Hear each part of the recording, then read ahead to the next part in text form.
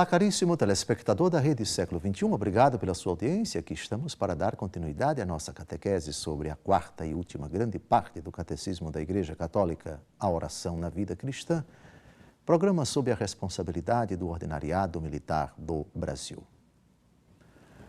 Jesus rezando durante sua vida pública.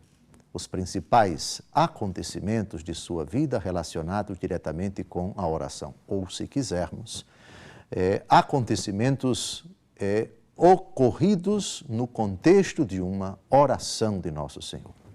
Ou a oração precede determinados acontecimentos.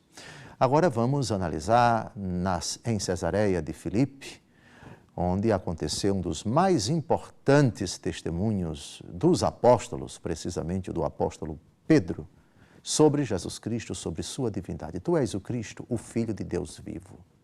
E também uma promessa de Nosso Senhor Jesus Cristo de instituir a Santa Igreja, a única igreja edificada sobre Pedro.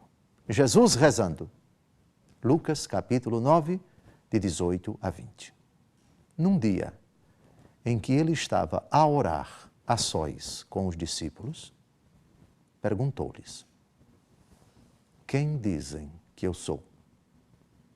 Responderam-lhe: uns dizem que és João Batista, outros Elias, outros pensam que ressuscitou algum dos antigos profetas.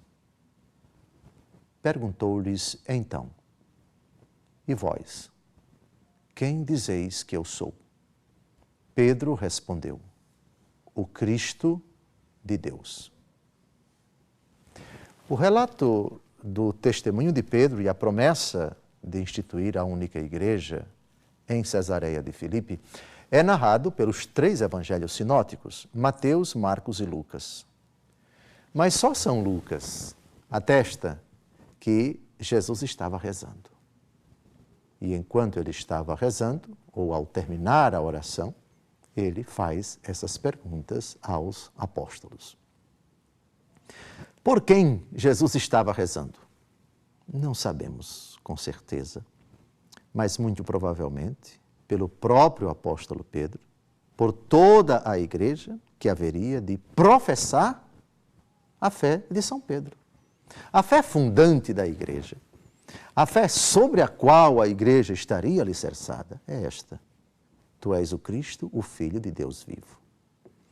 Também podemos supor que Jesus aí está rezando pelo próprio apóstolo Pedro, e no mesmo evangelho, segundo Lucas, Jesus vai dizer, antes de ser preso: Simão, Simão, eis que Satanás vos reclamou para vos peneirar como trigo, mas eu orei por ti, para que tua fé não desfaleça, e uma vez convertido, tu confirmes os teus irmãos.